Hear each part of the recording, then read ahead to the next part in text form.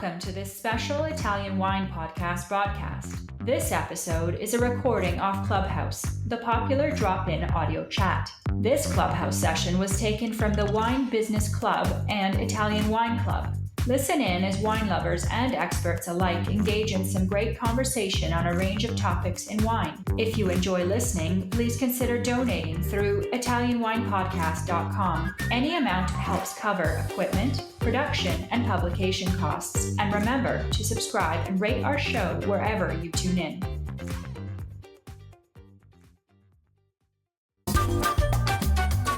This episode is proudly sponsored by Vivino, the world's largest online wine marketplace. The Vivino app makes it easy to choose wine. Enjoy expert team support, door-to-door delivery, and honest wine reviews to help you choose the perfect wine for every occasion. Vivino. Download the app on Apple or Android and discover an easier way to choose wine.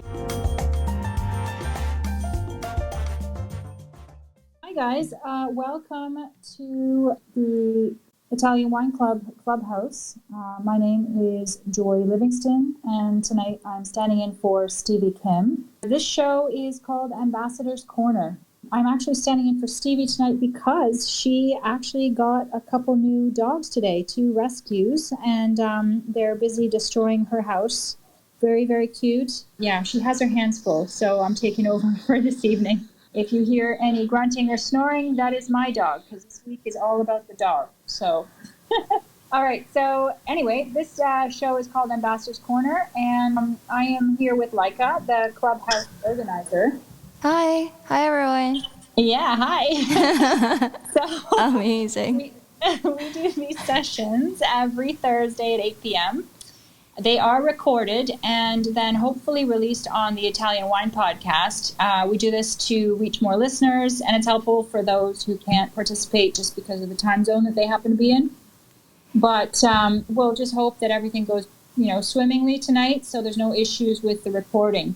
So the idea behind Ambassador's Corner is to give Italian wine ambassadors all over the world and wine lovers the opportunity to interview their favorite producer. At the end of this discussion, we will give the audience a chance to participate, and they can ask questions, etc. But right now, we have Marc Millon, who is the host of our brand new show, Wine, Food, and Travel with Marc Millon. It's awesome, and it's on Tuesdays, and you guys should all listen to it because I love it. But yeah, anyway, definitely. I know. There's some PR, Mark. Sorry. So basically, he is going to be interviewing Mario Fontana of Cucina Fontana this evening. I think this is the 16th installment. Mm-hmm. What do you think? Is that right? Yes. Of Ambassador's Corner? Yes, it is. Cool. Okay. And I am going to let Mark introduce Mario, but I'm going to tell everyone about Mark first. Mark became an Italian wine ambassador in 2021. And he's been traveling, eating, drinking, and learning and writing about food, wine, and travel for like 40 years. And he's really interesting because he was born in Mexico with a mother from Hawaii via Korea and an anthropologist father from New York via Paris. So really international guy. And he was weaned on exotic food, like really international. So Mark and his wife, who is a photographer, are the authors of 14 books. And including wine, food, and travel books. And I could mention there's so many. So I'm just going to skip over all the different titles. But he lectures and hosts gastronomic cultural tours in Italy, France, and the British West Country with Martin Randall Travel. And yeah, he's an interesting guy. And I'm so happy to have him on the show tonight. So he lives in the UK. So right now it is not 8 o'clock, it is 7. So anyway, Mark, how's it going? I'm going to ask you a couple questions before you start. Are you there? Hi, Joy. Hi, Laika. Yes, I'm here. I'm delighted to be here with you. I'm delighted to be part of Ambassador's Corner. It's a series that I've really enjoyed listening to because I haven't been able to meet any Italian wine ambassadors yet, or indeed you two or Stevie or any of the VIA team. So I've been doing all of, the podcasts and everything without meeting you all, but I've been following all of the different podcasts, and it's great to be here and to see some of you joining me as well.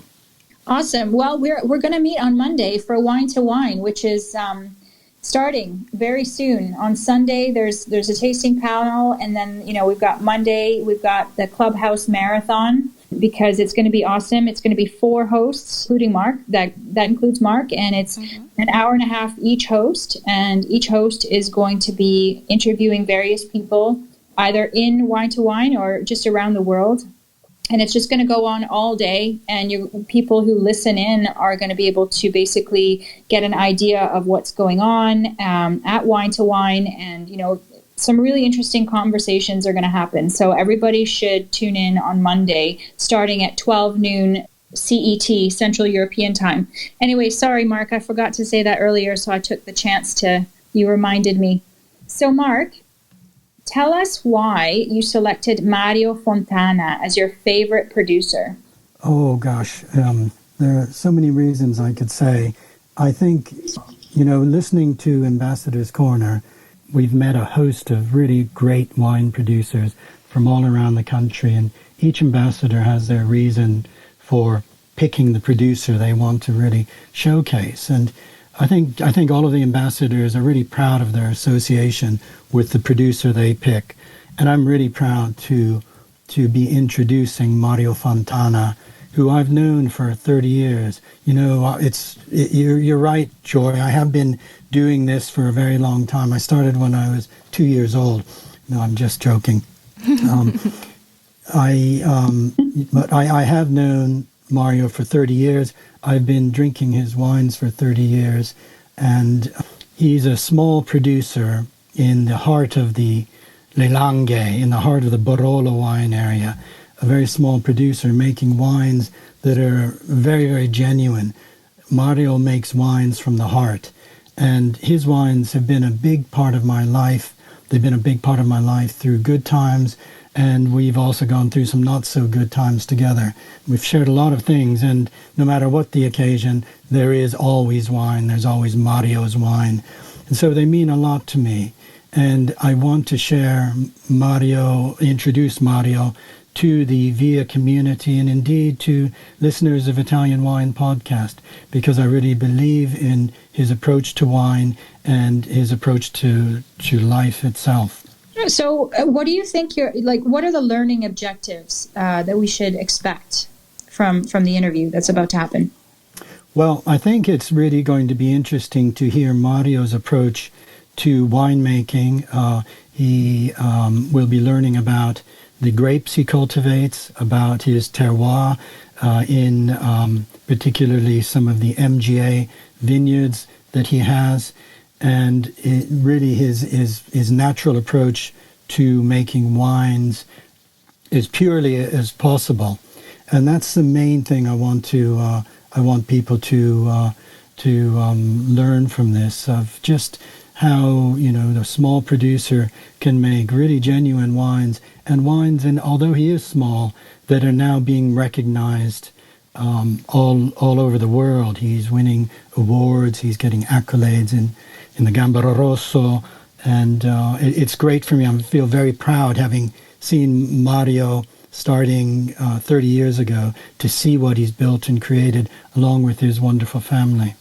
Cool. Actually, you touched on my next question already, but how did you, 30 years ago, how did you discover the wines of Cascina Fontana? Like, how did you stumble upon them? What was your first introduction? Well, actually, Joy, that's a really interesting and rather long answer to that question. But basically, Kim and I had been writing a book, The Wine Roads of Italy, in 1990. The book came out in 1991, and then another edition in 92. But we had been in Italy for over a year, and when we returned to our small town here on the River Exe in Devon, southwest England, an Italian had moved into town and opened a wonderful restaurant, a really genuine Italian restaurant called Nello's Ristorante. And this was Nello Gezzo, who quickly became my best friend. And I helped him with his wine list, and that restaurant was like a second home to me, and really to our whole community. And one day, we had a telephone call. Nello called me up and he asked me to come around because he had heard that a young wine producer had driven over from his vineyards in Le Langhe, in the Barolo wine hills, with a van full of wine, and he was looking for serious restaurants who might be interested in buying his wine. So I went around. The restaurant was 5 minutes from my house, so I went around and met Mario for the first time, who 30 years ago he was a very young man, and he was really there to really, it was quite a brave thing to do to there's no Channel Tunnel, and he just drove across France and got on a ferry boat with a furgone, a white van full of his wine, and he was looking for serious restaurants where he could create some relationships. And that's really where it started. But it became much more than that, because Mario used to come out twice a year. We would shift about 100 cases of wine down into the cellar, and then we would spend a day or two, drinking wine and eating and getting to know each other, and this strong friendship developed. In 1997, Nello and I were great cycling chums. Of course, Joy, you met me first when I was writing and talking about the Giro d'Italia. Cycling is one of my passions. And Nello and I cycled from Devon, from Topsham, Devon, to Venice. My mother had lived in Venice, and Nello himself was from the Venetian Lagoon. And so we decided to cycle. My mother had died very young, and it was a way to raise money for cancer. And along the way, we had various stops, but the most memorable was when we cycled into Alba, and Mario was there to greet us. The sindaco of the town was there to greet us in the comune, and it was just a great moment. And of course, that night Mario's mother cooked a wonderful meal. I can remember it still: the agnolotti al plin and brasato al barolo. And we drank a great deal of wine to fortify us for the rest of the journey to Venice. So this is a friendship that developed over a long period. And as I say, there have been some good times and there's been some not so good times, but the friendship has really, really continued. We've had some tragedies we've gone through together, but through it all, there's friendship and there's wine, and that's what this is really about. Well, it sounds awesome, and I would say that my time has now ended. It's up to you, Mark. I'm going to give the floor to you. And hi there, Mario. Are you there? Yes, I am. Hi, Mario. Okay, so you guys take it away. I'm going to mute myself now. Take care. Okay, thanks, Joy. Well, I'll just introduce to our group Mario Fontana, who, together with his wife Luisa and sons Eduardo and Vasco, the proprietors of Cascina Fontana, which is a tiny estate, 5 hectares, dedicated exclusively to the cultivation of the classic grape varieties of Le Langhe, Dolcetto, Barbera, and Nebbiolo. And Mario's vineyards are located in some of the best zones of production in the comune of Castiglione Filetto. It's a wholly traditional estate that respects and above all follows the culture, traditions, and the history of Le Langhe. And Mario oversees everything himself, from tending the vineyards to making the wines to taking them around the world to sell them. So it's very much a small operation of the highest quality. Ciao Mario, come stai? How are you tonight? Ciao Mark. Everything is okay. We have finished harvest yesterday. So now we are really we start relaxing time. You've got a lot of work still to do in the cellar, though. I saw a little video today of the Barolo, the Mosto di Barolo, the Nebbiolo for the Barolo. It looks like you're doing the rimontaggio, the pumping of the must back over the skins, and all of that work in the cellar. You don't get an easy night to sleep just yet, do you? Yes, sure. Now is like to have a small baby nella culla, okay? And so we need to have the maximum attention. In fact, we at the start we need to pumping over the wine from for a long time, for a few time a days, from the early morning until later in the evening. Okay, and is that all done now with the Barbera? The Dolcetto is the Dolcetto. You don't have to worry about anymore. That's completely ready now to leave. Is that right? Yes, the Dolcetto is we can start to drink. Is we have yet Reiki 2 times. Is yet ferment. And also we have yet press and Reiki 2 times. Now is outside to the cellar in a tank for to keep the cold temperature of the night. Okay, so the Dolcetto now is in that tank with the cold stabilization, which we'll talk about later. But I recall you said the Dolcetto is ready to drink. I can remember, Mario, being with you at this time of year, and it's a really exciting moment because you would go down into the cellar and just draw out some jugs of the Dolcetto.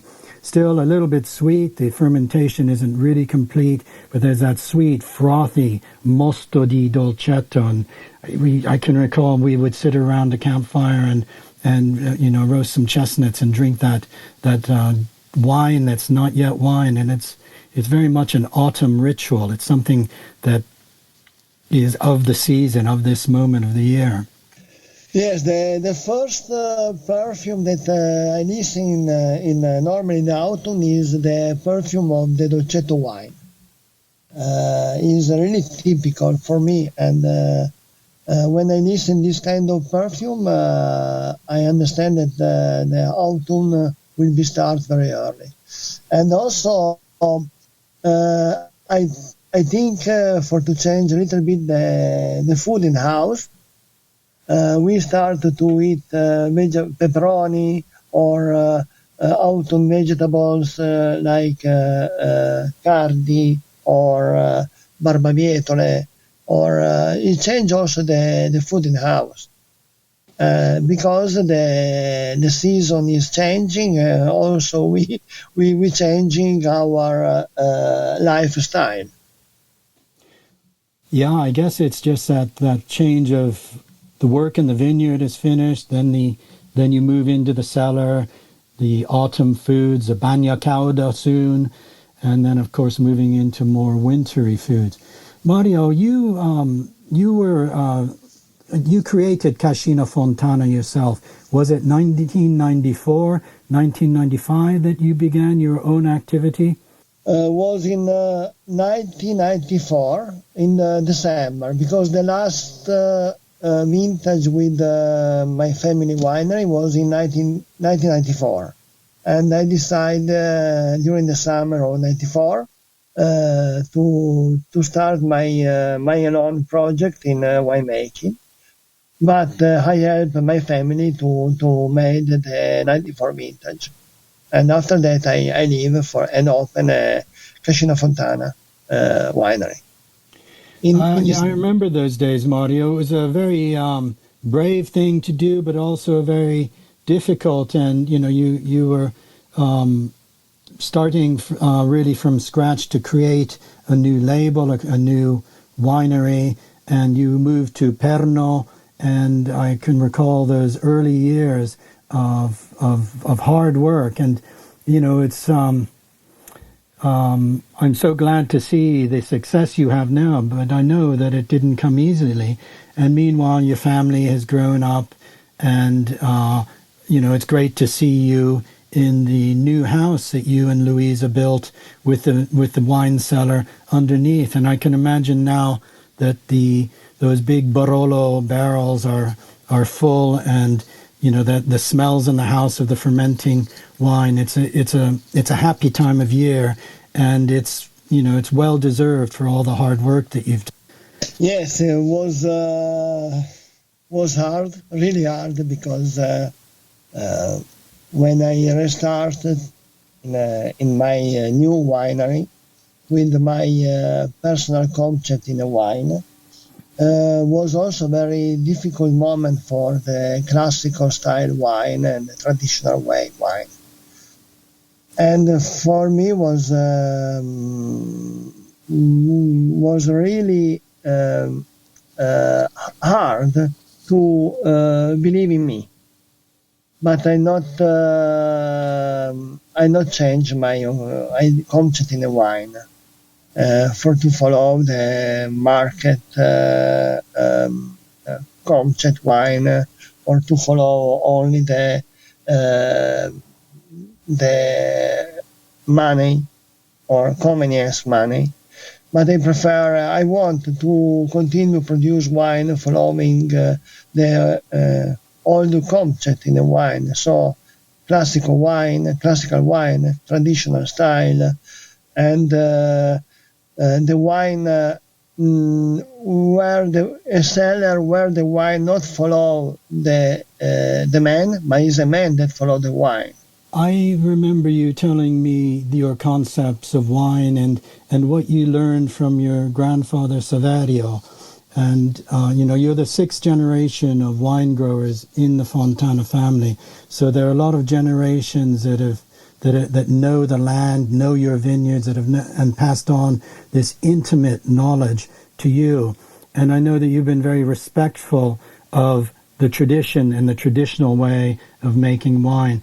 What would you say that you learned most from your forefathers, from your grandfather, and how has that impacted on your philosophy as a winemaker? Really, I guess what I want to mean is, what I think I'd like us to know is, what does it mean to you to be a traditional producer of Barolo? I think that for to answer this question, we need to have more of one day, but I can try. We need a bottle of Barolo. Maybe two. Yes. or a Magnum is better. Yes. But sure. In the first to produce wine is to follow and to show a kind of etica morale. I don't know in English the name. You're talking about being ethical in all ways, I guess you mean in the vineyard, in the way you treat the vines, but also in the way you deal with life. Yes, is because the wine is for sale, sure, but our person and our thinking is not for sale. Our anima, the spirit, the soul is not in for sale. Okay, vendita come si dice is not for sale. And when I decided to restart to produce wine or continue produce wine like the other generation, so following the pure style, artisanal style, for me was also a way to feel good, feel me good, okay? Mm-hmm. And also is a way to maintain my morale etica. And also for me was not good to change the wine vision, okay? Just only because the market asked that, okay? The business asked that. We're talking about a time when there was this sort of tendency to be the modern style versus traditional. Yes, okay. Yeah. And in the time, I prefer to respect the work and that my family, other generation, that from nearly 200 years, they do in the same way to arrive to produce this kind of wine and to show in the world our wine, our style wine. Okay, and I think that this is one of the most important reasons that drive me to not change style in winemaking. Okay, and it's also not just the way of winemaking. I know that you believe very much that wine begins in the vineyard, and the way you treat your vineyard in terms of the pest control, using natural manure, when you're making your wines, using the natural yeast on the grapes, not putting in a cultured yeast. All of these factors are part of being what you mean being a traditional winemaker, is making wines respecting what your ancestors, what your generations before have done. Can you explain some of those things that you do? Yes. Respect is a word that we follow in a different part of the work that we do to produce wine. Sure, to produce wine in artisanal way, you are we are obligated, okay, to follow organic concept in vineyards, okay, and also to produce quality grapes, a kind of quality grapes that give us a possibility to produce this kind of wine, classical style, so elegance and finesse. So, example, we in the vineyards, we not looking not work for to have a big concentration, super alcohol, or super concentration or extract in a wine. But we prefer to follow the work in the vineyards, leave the grapes enough for to have a balance in the wine. Some vintage we produce a lot of grapes for not to have extreme concentration wine. Or example, we prefer to use manure is a fertilizant for mountain, because in the mountain the cow have eat natural grass and not contaminated, and they are not contaminated with a lot of things that is possible that can have in other concept of cow farmer. Is very pure manure. It is a manure that is 2 years age before that we use. So have only incredible benefits for the wines, and have a very low. They give in very low way the elements and the wines. This kind of manure, because several times my grandfather tell me, Mario, the wines are like a man. Okay, depends how you keep this man. If you keep this man with good food, and you not push so hard, and you respect this man, and you not go in a control against, you can have a lot of satisfaction. Okay, it's the same for the wines. We must to follow the wines. It's not possible for us to decide on the desk what kind of vintage will be have next year, or what kind of wine we will have tomorrow.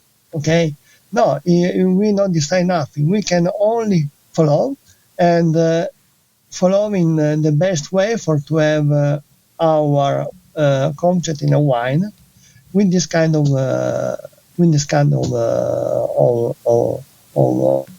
work.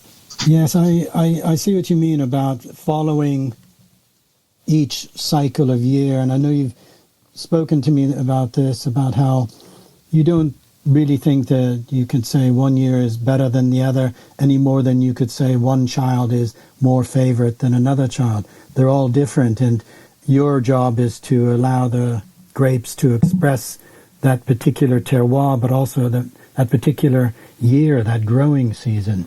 Let's talk about the Cascina Fontana Barolo. Berry Brothers and Rudd, one of the oldest and most respected importers in London, who you work with, say that of all the Barolos on their very famous and considerable list, yours are the most Burgundian.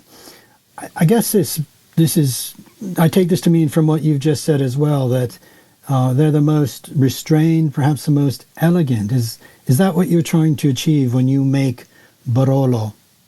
The style of Barolo that you're trying to express. There are some people that think in Barolo like a wine, strong, black, with a big concentration. No, the Barolo is elegance, finesse. The original Barolo is a wine that you can drink and only enjoy without feel some in your mouth that there are some elements in your mouth that are more upper than the other. Okay, is a question of balance, of elegance and finesse. To produce this kind of Barolo is really important. The first, the work in the vineyards, so not concentration in the vineyards. So also not have high density of vines by the hectare, but have low density by vines by hectare, for to have more grapes each vines.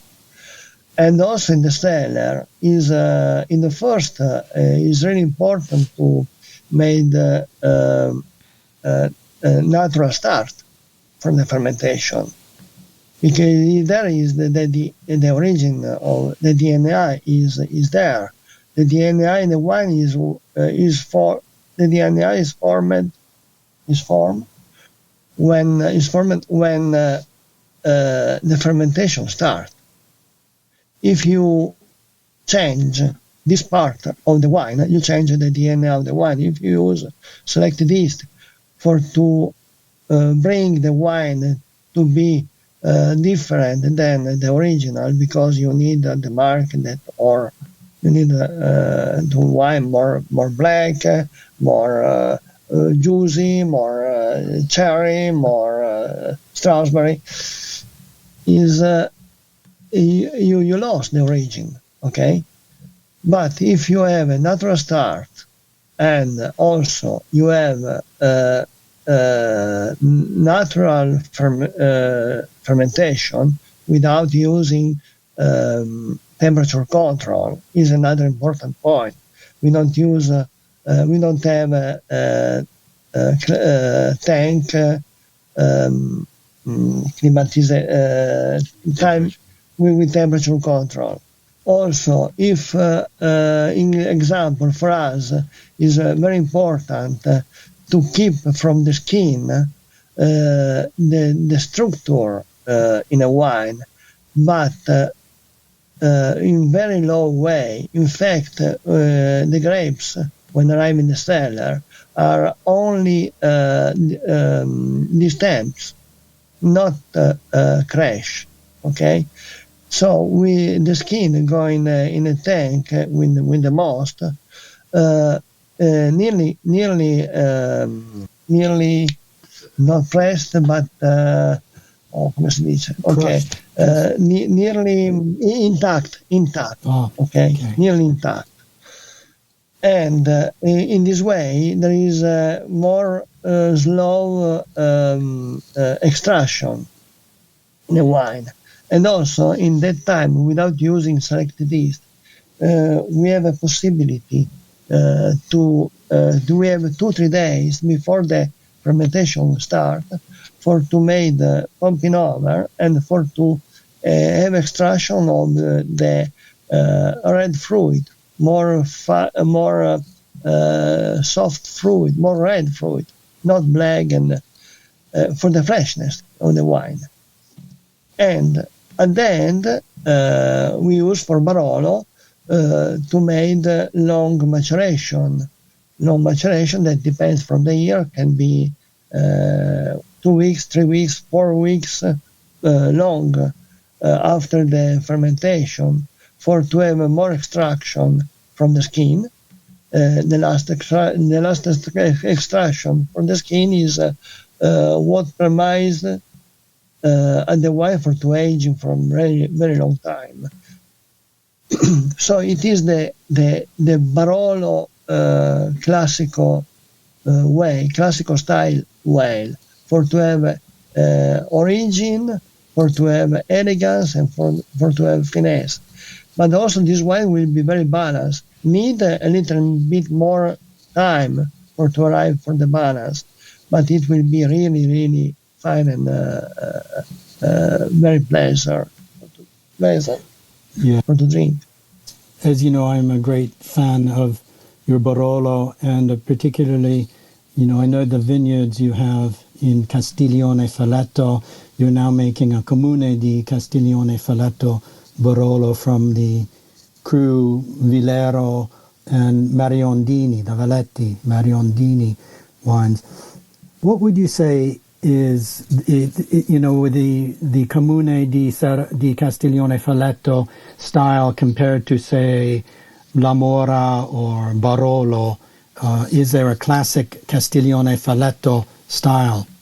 Castiglione Falletto is a part of the terroir of the Barolo area,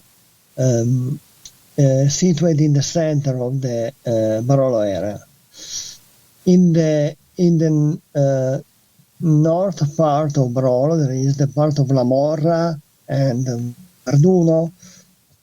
Also, Barolo is the soil there is more rich on organic things, because it's more younger than the other part. And so the wine the vines work more hard. There are in that part there is another kind of vegetation for the vines, and the grapes and the wines are more richness in juicy, because the part of richness part of of the soil give this wine a kind of wine ready for to drink, more young, but also very rich in the juicy. Okay. Also, it's possible to age in this kind of Barolo, but not like the Barolo that is from other part of the Barolo area. Other part of the Barolo area is example are common in Monforte, Serralunga, Castiglione Falletto. This part of the terroir is more old origin, is origin Helvetiane, okay, Helvetian period, and they have 12 million years of origin, and in this part of the soil is more poor than part of La Mora that have only 7 million year origin, because it's a Tortonian origin. Okay, so this part of the soil more older present on the soil different characteristic. Is more pure, is more limestone, and also part of the sabbia, sand, also sand. And the wine that are made on this kind of terroir are wine less rich of juicy, but more rich of minerality, of structure in the wine, but also the tannin are very, very silk and very elegant. So our wine that evolving more slow way, and wine for to keep really very long time, but for drink, for to waiting some years more before to drink. So there are two big area in Barolo, more youngest area and more older area, and it's possible to produce very good Barolo in the both part of the soil. But from La Mora is more richness and for to drink more younger and richness in juicy.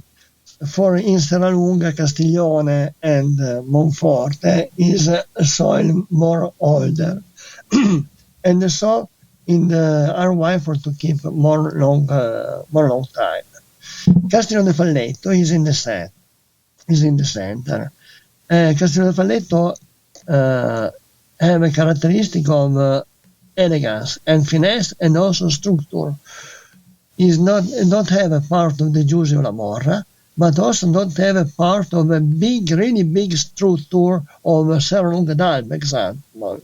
So the balance in the Castiglione Falletto is nearly perfect. And I enjoy to exalt in winemaking this part, this characteristic on the soil. And example, we have MGA Villero and MGA Mariondino. Is Valletti the name of the parcel in Mariondino, and and are very close, are about less than 1 kilometer of distance or far. But Villero is limestone, a little bit sandy, and is given the wine characteristic of really finesse and elegance. Also in the perfume, are very richness in the perfume, but elegance and finesse. The part of Mariondino and our parcel Valletti is similar. The terroir is similar to Villero, but is not sandy. Is more compact. And from this soil we have a part of minerality and the structure in the wine. So it's a natural, very good blend. Because we have elegance finesse with Villero and also we have a structure and minerality from Valletti for our Barolo Castiglione Falletto.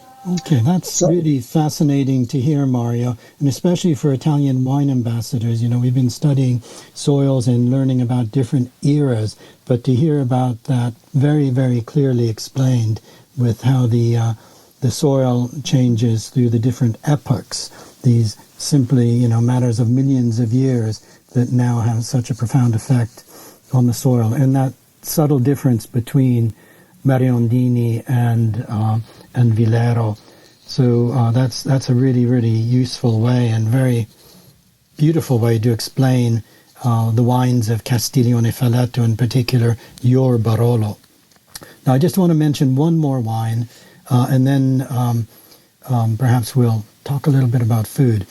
But when you were 50, you decided to play around in the cellar and make a wine that I never thought that you would make, using Barolo, Nebbiolo grapes that could have been Barolo to make a natural wine, a wine without any sulfur at all, a simple Vino Rosso. And this wine has actually been a huge success. I was in the Banca del Vino in Polenzo, the slow food repository, this great collection of wines from all over Italy, and your AAA Vino Rosso was in the Banca del Vino in the permanent display. It's a wine that has had a huge success, and I wonder, was that a surprise to you when you first decided to begin to make it? I'm actually sipping a glass right now of the 2016, which I think was the first year you made the wine. Sometime when in the life when you arrive at 50, you want to change something I think. But for me, to produce this kind, the wine without sulfite and was simply a try, that I want to do because there was too many people that asked me about what I think about the wine produced without sulfite. And ever I tell then, I don't know, because I never try. And honestly, I think that it wasn't possible to produce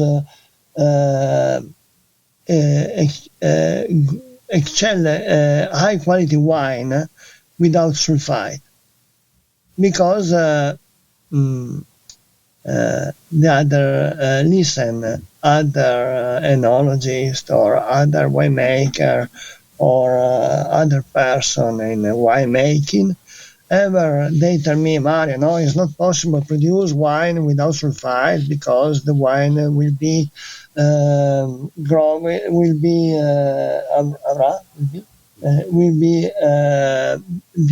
defect, volatile, alta, high volatile, or reduction, or breath, or a lot of things, or oxidation. So in 2015, there was a really great vintage, and from Gallinotto Vineyards is a cru of Barolo of property of my wife that we use for Barolo Classico, for the blend of Barolo Classico with Cassione Falletto.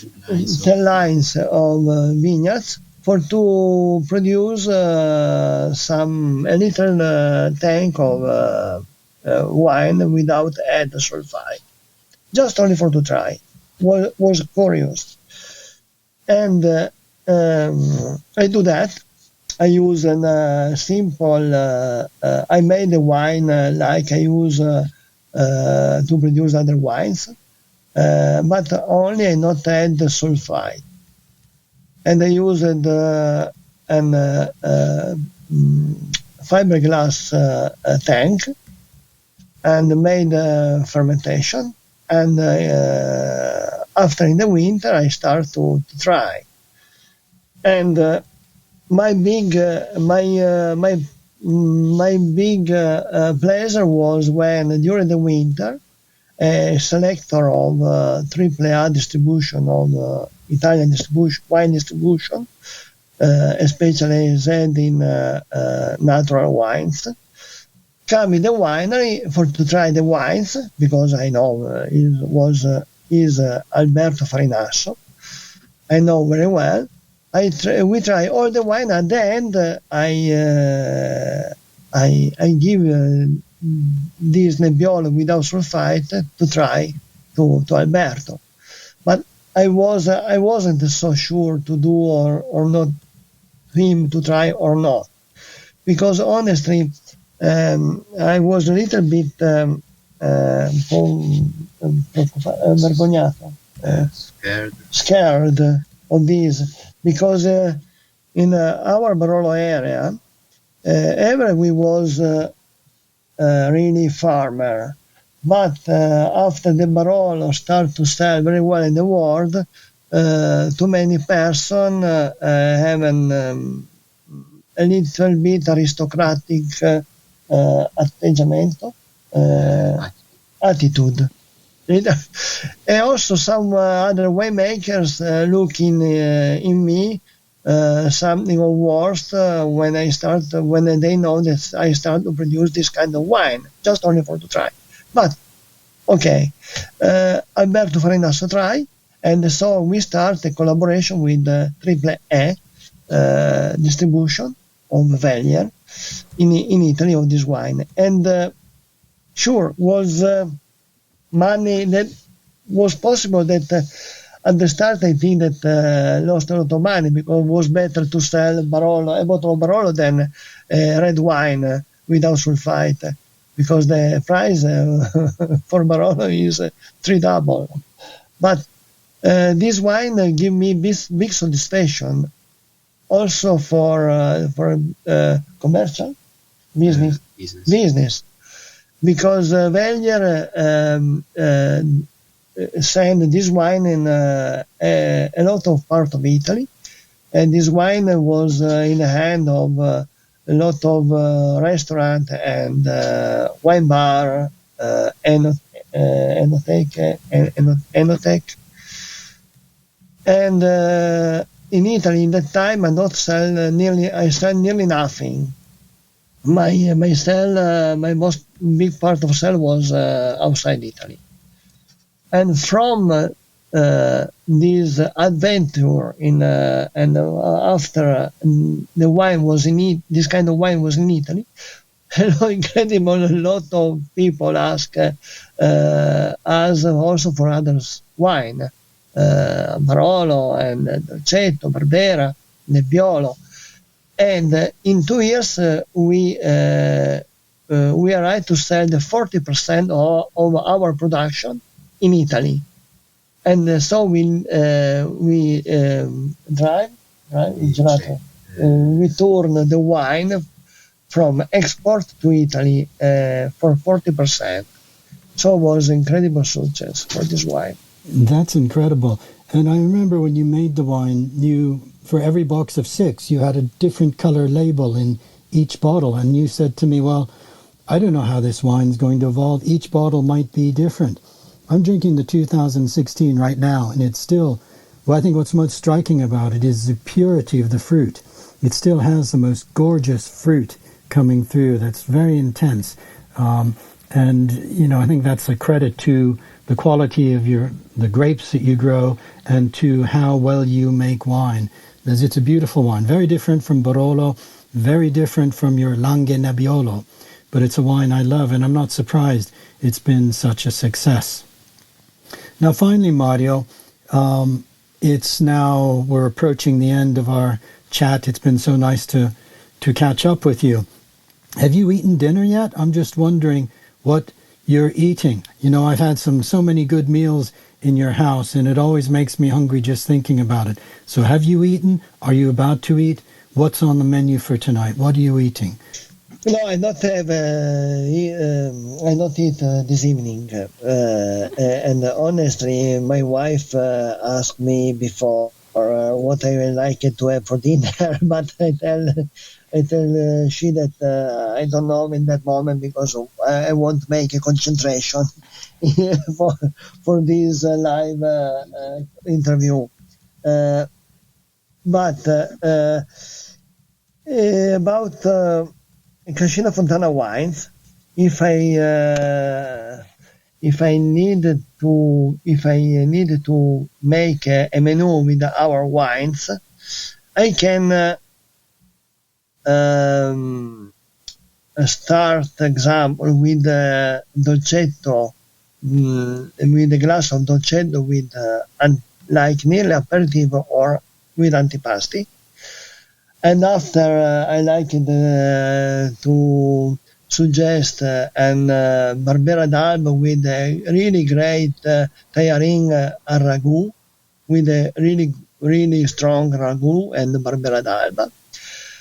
And for the second, I like it for the main course.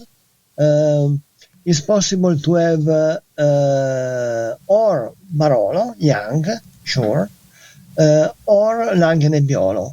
And sure, I like it to have a Brasato Barolo with Nebbiolo or Barolo wine, but young, not old. With the cheese, I like it to have Nebbiolo senza sulfiti, the red wine, but a little bit cold. For separate from the for having a stop, okay, a break with the cheese. I like it to have a sweet cheese or also a little bit aged cheese, but soft, with Nebbiolo senza sulfiti, cold service, okay. And with the with the dessert, I like it to have, example, torta di nocciola, hazelnut cake, with a Barolo bottle. For me, Barolo bottle means to drink a Barolo with 20, 25, 30, 40 years. Okay. For me, that is Barolo. For to drink, just only for a little bit piece of cake, hazelnut cake, or a biscuit. Wow, you've made us all hungry, Mario, wherever we are listening. It's been a wonderful chance to talk. And, I haven't seen you in a little while through this crazy period we've all lived through. But I'm delighted that you and Luisa will be going to Taormina next week. Is that right? And we perhaps can meet up. I know that some of the other Italian wine ambassadors will be down there with me. And it would be great if those who are listening and others who may listen later will have a chance to meet you. So I'm really looking forward to catching up with you. Yeah, so Joy, are you here with me? I sure am. It was a wonderful. I'm getting hungry, I swear. After listening to Mario. Yeah, me too. And Mario didn't even mention that we're now, of course, coming into the exciting season of the Tartufi Bianchi di Alba, which is also a special moment of the year and a wonderful food specialty that is linked intimately to Alba. Well, I know that normally we would actually, I have a few questions, but the problem is that we are almost at the hour. And so I'm going to take the opportunity to thank Mario and his son Eduardo for kindly interpreting. We could hear him every so often helping his dad out. So I think that's really sweet. And Mark, you know what I would say? If anybody has any questions for Mario or Mark, you feel free to just ping us on Instagram or just send us an email at the Italian Wine Podcast, info@italianwinepodcast.com, and we will happily pass them along. I'm going to close it up now. Mario, grazie mille. Thank you. Grazie Mario. E a presto. Ciao, grazie. Grazie a voi. Ciao Marco, ci vediamo a Taormina. Sì, ciao, grazie. Once again, here we go. Listen to the Italian Wine Podcast wherever you get your podcasts. We're on SoundCloud, Apple Podcasts, Spotify, Himalaya FM, and more. Don't forget to subscribe and rate the show. If you enjoy listening, please consider donating through ItalianWinePodcast.com. Any amount helps cover equipment, production, and publication costs. Until next time, chin chin.